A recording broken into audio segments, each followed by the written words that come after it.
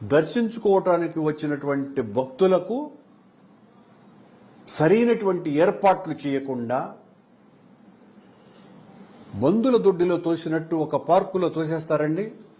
అప్పటికి దాదాపు 10 గంటల పాటు వాళ్ళ మలమూత్రాలకు కూడా పోవటానికి వీలు లేకుండా చేసేసి, వాళ్ళ కనీసం తాగటానికి నీళ్లు కూడా లేకుండా చేసి, ఒక్కసారిగా క్యూ లైన్లలోకి వదిలేయటం. ఆ తొక్కిసలాటలో 6 మంది మరణించటం, 51 మంది. అది కేవలం ఒక చోటనే జరిగినటువంటి విషయం కూడా కాదు. విష్ణు నివాసం దగ్గర జరిగినటువంటి సంఘటనలో మరొక వ్యక్తి కూడా మరణించినారు. మిగతా చాలా చోట్ల తొక్కిసలాటలతోనే జరిగింది. ఎవరు బాధ్యులు? బాధ్యత తీసుకోవాల్సినటువంటి వ్యక్తి చంద్రబాబు నాయుడు గారు, ముఖ్యమంత్రిగా ఉన్నటువంటి వ్యక్తి. ఏ బాధ్యత తీసుకోవాలా? ఆయన ఏదో తూతూ సమీక్ష చేసి అసలు దీనికి ప్రధానమైనటువంటి కారణమైన ఈవో, కొండ మీద అడిషనల్ ఈవో, కలెక్టర్ వీళ్ల మీద చర్యలు తీసుకోకుండా తూతూ మంత్రంగా ఎస్పీని ట్రాన్స్ఫర్ చేసి, ఆ కింది స్థాయి అధికారులనిద్దరిని సస్పెండ్ చేసి, ఆయన సమీక్ష చేసిన తర్వాత తనకు కావాల్సినటువంటి మీడియాలో కూడా ఏ రకంగానూ కూడా ఆ తర్వాత తిరుమలలో ఒక సంఘటన జరిగింది అన్నటువంటి విషయాన్ని కూడా పూర్తిగా మరుగున పెట్టేశారు. ఎంత దారుణం!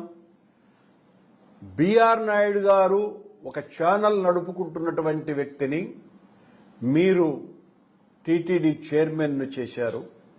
ఆయన చాలా ఇష్టంతో స్వీకరించినాడు. కానీ ఆలయ చరిత్ర మీద, ఆలయ వైశిష్ట్యత మీద, ఆలయం యొక్క గొప్పతనం మీద, కేవలం భగవంతుని మీద భక్తి ఉండటం ఒక్కటే భూమిక కాదు. నిర్వహణ, సామాజిక బాధ్యత, ఆలయం పట్ల చిత్తశుద్ధి, ఆలయ చరిత్ర, సాంప్రదాయాల పట్ల గౌరవము, సాంప్రదాయాలంటే ఏంటో తెలుసుకోవటము, ఇవన్నీ కూడా ఏమీ లేనటువంటి వ్యక్తులకు బాధ్యతలు అప్పగిస్తే అది ఈవో కావచ్చును. ఇంకా అడిషనల్ ఈవో గురించి చెప్పాల్సిన పనే లేదు. ఆయన వెంకటేశ్వర స్వామి సేవలో కంటే పూర్తిగా చంద్రబాబు సేవలో తలమునకలైపోయినాడు.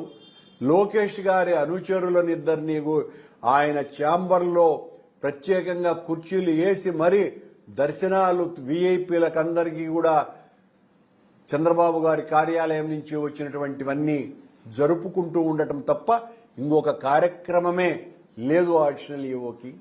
నిన్న వైకుంఠ ఏకాదశికి సంబంధించి 3 సార్లు పుష్పాలంకరణలు చేస్తారు ఆ 10 రోజుల పాటు. కర్ణాటకకు చెందినటువంటి సునీత గౌడ అనేటువంటి ఒక భక్తురాలు 70 లక్షల రూపాయలు ఖర్చు పెట్టి పుష్పాలంకరణ చేస్తే దాన్ని తీసి ఆడబారేసినారని ఆవిడ ఆలయం ముందనే కన్నీళ్లు పెట్టుకొని ఏడ్చింది. ఎవరు దీనికి బాధ్యత వహించాలా? అడిషనల్ ఈవో ఇలాంటివి సంఘటన చాలా చిన్నది, దీన్ని ఎందుకు ప్రచారంలోకి తెస్తారు అని ఒక ప్రకటన కూడా ఇస్తాడు మీడియా ద్వారా. మీరు చేస్తున్నటువంటి నిర్వాకాలు ఎంత దారుణంగా ఉన్నాయి. ఎర్రచందనం ఇప్పటికి 4 సార్లు దొరికింది తిరుమలలో. పవన్ కళ్యాణ్ గారు అటవీ శాఖ మంత్రి బాధ్యత వహించాలా? సనాతన